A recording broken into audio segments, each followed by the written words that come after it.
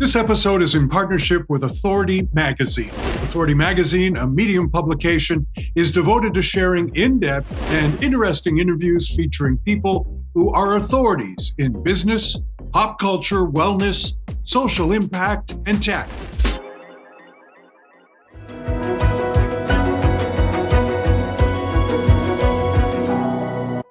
He's simply known as Garrick the DJ. Hence, you'd be right to get the impression that Garrick's life is guided only by music.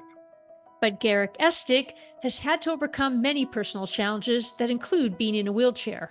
His message comes through his music. Garrick, welcome to Believe in People. Thank you so much for having me. I really appreciate you both, and the privilege is all mine. Listen, I don't know, why don't you first tell us the story of how you ended up in a wheelchair? Oh, okay.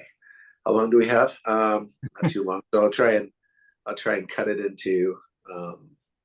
So when we first spoke, I've been a DJ for 25 years. I have just corporate events, weddings. Music has been my passion for so long, and I've been blessed. I was blessed to have the opportunities. And then when COVID happened, all the events were canceled. Everything just stopped. And so I was working a part-time job just to make extra revenue. So I was working midnights. And then one night I am walking to work, just walking along the sidewalk, and my mind must have been on something else, but I have always walked that path or walked that sidewalk, but I had a misstep. My foot ended up getting into it misjudged a curb or a crack in the sidewalk ramp or on the pavement, and I ended up falling. I ended up having a serious fall, which led to hospitalization, which ended up being, it turned out as a spinal cord injury. So they ended up doing posterior cervical decompression. I was at Sunnybrook, where I spent a few weeks there, and then eventually went over to Toronto Rehab, and where I had some very intense inpatient therapy. So, I mean, I wasn't in the chair yes, I had a few joint issues and stuff, but nothing that was going to, eventually it ended up happening that I not only needed the assistance of the wheelchair, but I also needed assistance of a walker as well. So this is not something I expected to happen, but it has. And all I've done is I've done my best to move forward. Yeah. And it's funny, I was just thinking about this, Garrick, it's from music and positivity, and then your life shifts, and then you're into the system, this healthcare system, which we'll get into down the road. But what a different perspective on life and what you're doing. But I want to ask you, where did your passion for music come from? Where did you get that spark? Oh my goodness. Well, first of all, when I was younger, my father's vinyl collection, everything that he was very eclectic. Both my late mother and father, who were just the kindest, most loving, open-minded people. They were just amazing. They had a huge record collection. They used to play music, host parties. So everything from everything from classical to Mantovani to Barry Lyndon, the Stanley Kubrick soundtrack. To The Fifth Dimension, to Dionne Warwick, to eventually getting into, eventually I started watching more Dick Clark's American Bandstand. I was fascinated by John Travolta and, Saturday Night Fever, which my family were also, both my parents my father was a professor at Western University, and my mother was a lab technician, but for recreation wise, my mother was a contemporary modern dancer, and then my dad was an actor. So eventually getting into the performing arts, getting exposed to music, fascinated again, seeing John Travolta on the TV, and then watching Dick Clark's American Bandstand. I mean, unfortunately they don't make shows like that, but those were those were the shows. Even Casey Kasem's American Top 40 and Top 10, any of those countdown, even Soul Train, which I grew up with.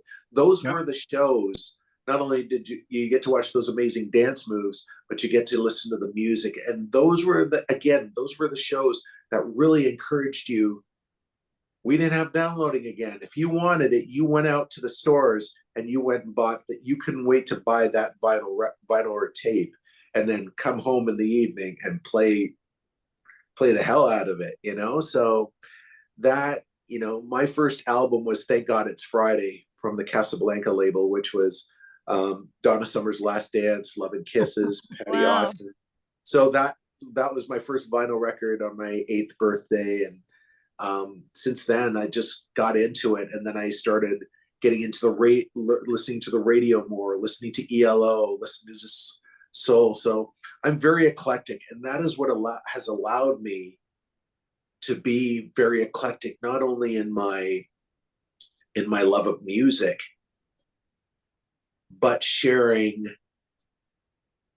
what I know with the people I'm entertaining, because there is no greater feeling than entertaining through music. So Yeah. now we're going to get a small explanation of why Kevin the Jerk asked the first question, which was, how did you end up in the wheelchair? Which, wasn't probably the most uplifting question to start an interview with. But you have not, despite the fact you're in a wheelchair, you continue to grow through your music. You share Yes. that with the people that you are DJing for, and you continue to DJ. You talk about Soul Train, which comes out of Chicago, which is where I am, or came out of Chicago. These things have somehow assisted in the way you have become a man, an adult. Tell me, how so? You talk about the music. How is it? And you talk about your parents, but both of them have affected you in a way that keeps you going.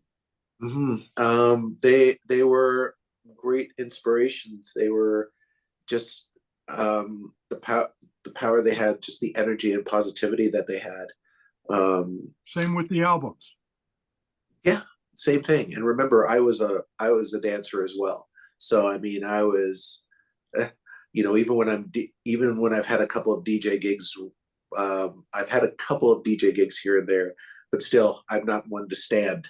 So I don't like to sit down. I'll stand up, and even though it hurts, I will still, my mobility is limited, but I still go and play, and I still get out there and do my thing.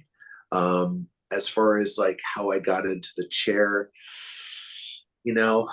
I'm still, a lot of it had to deal with my joints, my mobility, my present mobility. I mean, when I wanted to leave Toronto rehab, I wanted to leave in a walker, but because of the fluids in my knees right now and the pains I have in my joints, which I am trying to get resolved right now, I'm aiming for this wheelchair to just be temporary. Mm-hmm. I don't want, for sure. And Garrick, so what do you need to do is it knee surgery? Like, what is the system helping you? How do you move it along? well, I believe it or not, I've already seen 2 surgeons so far, and the same answer. Actually, no. When I was in it seems our healthcare system it's really changed a lot. It's not the same as it was. It seems that when you're in I wish we had a good doctor like Sean Murphy. I wish we had someone like Grey's Anatomy, Meredith Grey, who doesn't focus on one thing. They focus on everything. And it seems that when you're in a healthcare facility, like even when I spent time in the hospital, I said, hey, I'd like somebody to take a look at my knees. There's some things going on. I'd had an ultrasound previously that was referred to by my family doctor, and then they sent me to a physiotherapist who, unfortunately, as nice as she was, but they kind of gave me a couple of sheets of paper and some exercises to do, and then we'll see you in 3 weeks. There was no on-hand therapy, which unfortunately, and that's kind of sad. And physiotherapy is not covered anymore. It's not covered by OHIP. Maybe if you have Ontario disability, you may get 5 sessions, but that's it. But again, getting back to the healthcare, it seems that when you go to a hospital for one thing, you are only there to focus. They're only there to focus on that one thing. So I went to a surgeon at one hospital who had replaced my hip, and I wanted to see if I could get some direction, taking a look at my knees, and see if they could refer me to someone. No answer, nothing happened, and then they referred me to a sports medicine clinic where, unfortunately, the doctor that said he was going to work on stuff and work on everything that he said he was going to do didn't happen. He passed me over to another doctor and another resident assistant who they had no clue. Nothing was communicated. So, Amy, if I'm passing a file on to you, I want to make sure that everything is communicated. I want to make sure I give you every little step by step that what I discussed with the patient. I wanted to make sure that everything is down there. So when you deal with that patient, let me get so at least you have an understanding and you feel good. Here we go. That person now has a rough idea or the gist of what's going on. And then you can listen to the rest of the information. Maybe you can tell me a little bit more, you can hear a little bit more from the patient. Unfortunately, there's not a lot of that communication going on. And it seems that you're treated like more of a number these days than as a patient. I believe I've made quite a bit of progress, but I feel like I'm right there where I should be moving a little more forward. And that's where I am. I did see another surgeon recently, and the only thing he had to offer really was he said there was nothing he could do for me. He didn't provide me any direction or saying, let me refer you to somebody. He said, well, if you need something for pain, I'll give you a cortisone shot. So it seems that, these days, a lot of our, I would say half of our physicians and doctors out there are more about pharmaceuticals, Band-Aids than permanent treatment. And right now I'm still searching for those answers. Is it their fault? I feel they could be doing, I feel they should be doing, I feel they should be more compassionate and making a bit more effort. And really just, taking the time to just go through to the heart of the matter, going through, whether it's you, Kevin, or whether it's you, Amy, we all have to be advocates for our health. And we have to go out there and get the answers so we have the answers. I feel that, again, doctors and surgeons, they need to make more of an effort. I'm sorry. There are a lot of great doctors out there. I'm not knocking that at all, but there are some that just seem to have lost their steam and just not really, they're not taking the time to give more direction. And I've heard this from many friends, many people that I've talked to, and I'm off to go see another surgeon actually in May. So all our hopes for this recovery is not just about me. This is about proving to myself and proving to everyone that, one, I haven't given up. My journey's not over. And next, my girlfriend, who is the most kindest and loving human being on this planet, I can't even, because of my joints, I can't even sit on a couch with her. I can't lie down with her. I can't sit back with her and watch a movie like we used to. You know what I mean? Yes, she comes to visit. Yes, we still hold each other we are still in each other's arms. We slow dance together, and it's a wonderful thing. But in the end, she and I are missing the more nurturing side of things. So this is one of the these are just some of the reasons of why I'm trying to get my recovery going.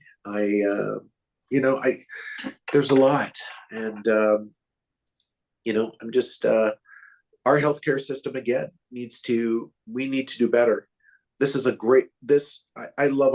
a proud Canadian. I'm a proud Ontarian, And I just feel our healthcare system needs to do better. This is not one aspect of your life. Affects everything. And so it's not for lack of trying. I mean, and the frustration of seeing one surgeon and one physician after another, and getting kind of the runaround. Because I appreciate the fact there's no one person that's collecting your advocate, your internist, your somebody who's there to support you and say, okay, Garrick, you need to see this person, I've lined you up for this. Wouldn't that be lovely? I mean, wouldn't that be great? One person has one story and then they are evolving that story and progressing for you and on your behalf. Well, Amy, it's funny that it's interesting that you mentioned that, because I remember that in the early 2000s, in the 90s, it's like, wait a minute, I noticed there's something wrong here. You know what? I think there's time to get you in somewhere and see if I can get you an ultrasound or something like that. You know, they don't do that anymore. Or they just say, there's nothing I can do for you here. Maybe you need to see this person or something. Well, give me a name.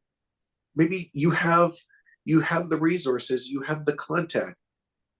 Give me a referral. Don't send me back to square one again. Do you see what I mean, Amy? Like, this is where, it's just, and it's wonderful being able to talk to you both about this. I don't know. Let me ask you this, because you mentioned pain clinic earlier. I mean, so people who are in pain, I mean, that's going to affect you psychologically. That's going to affect you. That's going to affect everything about you. If you're in constant pain, you're in constant worry, and you are in a state of not knowing. You're alone. How does that affect you when you feel alone and you're in pain? It's devastating. It is. I feel that, like with the pain, yes, there is a lot of pain. What am I doing about it? I've taken some joint formula. There's only so much joint formula that I can take, but I have been taking it.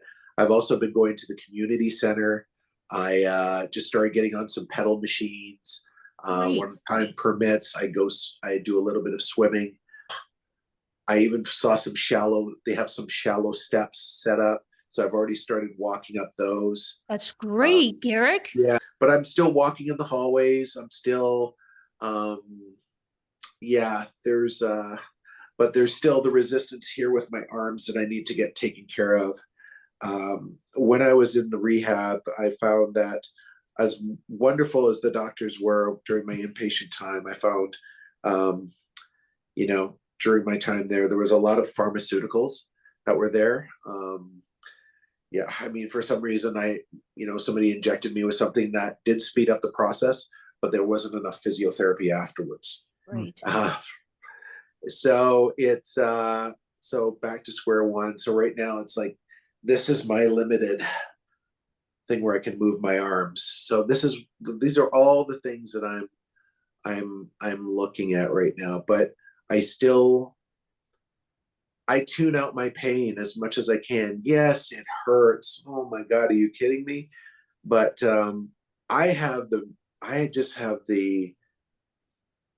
every time I say this, every time I feel the pain or the spasms, especially when I'm sleeping at night, I'm like, oh, you are not going to get me. You are not going to get, people I have, you're not going to win. You're not, no, at all. And I'm saying this to everyone right now. My journey isn't over. You watch what I pull off. You watch exactly. And you will, Garrick. And so, Garrick, then the music is more important than ever. Then I imagine that. Are you working? Do you have some DJ gigs that are lined up? Right now I am hopefully, that's what I'm trying to get to. So I still practice when I can. I have a Spotify account that I do, and I program music, and everything from dance music to discovered stuff that I hear, even yacht rock, which I love these days. Like, poor thing. I love yacht rock. Are you kidding me? Yacht rock. It's like soft rock of the late 70s and early 80s. So it's Christopher Cross, Air Supply, Kenny Loggins, Michael McDonald, the Doobie Brothers. Yeah. So I'm doing that. And then I'm also looking at applying for now, while I try and get back into the music industry, I'm also looking at applying for other job opportunities out there. Maybe something in the events industry, maybe working somewhere where I can do live events, anything that's going to allow me to be a part of that industry and be a part of that surrounding. It'd be so awesome. So, these are things that I am striving for, that is, I've actually been on top of that. But in the meantime, I'm also going to the community center, living my life, going to my favorite spots in Yorkville, or going to Kensington Market, or going to a festival, or going to a movie, or spending time with my girlfriend and hanging out with friends. Again, I remember when I say to anybody out there, if you have the opportunity I say to any patient out there, if you have the opportunity to go home, be in your own home rather than, Right. and I'm not knocking independent living like home care centers or independent places for independent living. But if you have the opportunity to be in your environment, be in your home, like they tried to do that to me, and they weren't sure if my home wasn't going to be the right place. It's been 3 years now. I have the support of great friends, families, my amazing girlfriend, and I have wonderful neighbors here. There's about 15 neighbors that I'm proud to call friends now, and they help me once in a while. They help me. It's like, do you need? Oh, I can help you with the laundry. Oh, you need some printing done? No problem. That kind of community in this building. It's been amazing. So I just want to ask you, has your love of music assisted you through this journey? Mentally, physically, yes, it has. It's been, still feeling the groove out there, still able to, I've got a little spasticity and some tightness in my joints and stuff, but I still love good tunes. I still feel the rhythm. And the joy? The joy, there is no, like I said before, there is no greater feeling than, even when I'm out there with my wheelchair, I have a Bluetooth speaker and I've already got my Spotify going on. I just feel, hey, I may not have a wheelchair or car stereo, but I got this Bluetooth speaker and I'm just playing my tracks and just enjoying my life. Music allows you to, it really, no matter where you are in the world, it really takes you on a journey. And for me, it really ignites the human spirit. And for me, that is the expedition, so that's what music means to me. And I look forward to doing more and more of that. It's gonna take some time, but I haven't given up on this journey. I'm not done yet. No, and absolutely. And Garrick, you have the ability to do that now. If somebody said, "Hey, Garrick, would you come in, play at this event or what have you?" Can you do that? I could, and it would take a bit of planning, mind you, but just making sure that somebody helps me with my controller, make sure that everything's packed away. But other than that, yeah, I've got no problem with that at all. It'd be a great feeling just to play again, and I know it makes me happy, it makes my girlfriend happy. But yeah, it's just nice that yeah, I would love to do some, I would like to just start off more with if the big events happen, great, because I'd love to inspire more people out there to say, don't let your disabilities define who you are. No, exactly. Don't let whatever your disability is, whether it's learning, which I've had a slight learning disability with reading and writing and stuff, but eventually I went out there and got tutors. I went out there and improved, here, they weren't sure if I was going to work out here, or like, even people are like, you're still walking. It's like, yes, like, don't let anyone tell you different. Whatever it is that you can overcome it be your own advocate, and don't let your disabilities define who you are. It's what makes you and it's up to you to go over those obstacles and challenge yourself, right? So I would love to do, like, again, events, love to do it again. Even if it's, the retail events, little small events and stuff, I would love to do that again. So hopefully people out there will see that my journey isn't over. I just want people to believe in me and saying, hey, you know what? Garrick hasn't stopped. He still loves what he does. Exactly. And well, Garrick, we believe in you, and your girlfriend sounds, what's your girlfriend's name? Ornella. Ornella. Well, if she is, and I'm jealous of her right now because she's off to the Dominican Republic. We want to know, we ask our guests each week one question, and appreciate the fact that there's many experiences that you've gone through. And I think today, on this day, why do you believe in people? Oh, wow. We all have a story. We all have, I've always been a people person. My parents were like that as well. We do our best to see the goodness in everyone. And, my parents were the type of people that would go out of their way to help people. And, and they wouldn't finish until that task was done. They knew if something was going on in their lives, they would still take the time and talk to them on the phone or go out of their way to help them. And again, until their task was done, they would still stay on it. They wouldn't give up. And that's been me as well. It's just, you learn from people. Our conversation today, you, Amy, Kevin, yourself, I mean, this is not just, this is a foundation of a new friendship. You know what I mean? This is we've established a new foundation of not only a working relationship, but a new acquaintance, a new friendship. And, hopefully the more we get to know each other, the more we talk, and I'll be able to learn stuff. I'll be able to learn things from you. Maybe there are things you have that, I can learn about. I always want to hear how people are doing, how they're feeling, how things are going in their life. Not many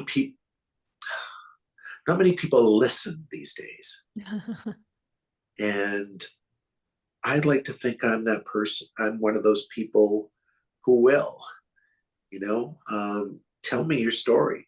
Share with me what's been going on in your life. We are all human beings.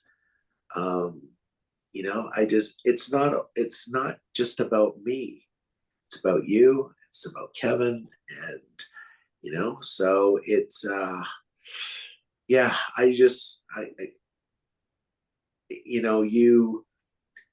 you never know who you're going to meet out there and who's going to be, that person could be a new friend, that could be a direction. I've always said this, everyone and everything is an opportunity. Thank you so much for sharing your story and your hope and your journey that has not ended. Thanks so much for sharing with us. You two are amazing, and I thank you both. Thank you, Garrick. Really appreciate it, and really appreciate you. All I can say is I wish Garrick the DJ, garrickthedj.ca, I wish him the best of luck on his journey. And I hope the music keeps inspiring him, because it inspires us through him. And I think too, Kev, that anyone who has the good fortune of being in the company of Garrick will probably, ironically, lift their spirits.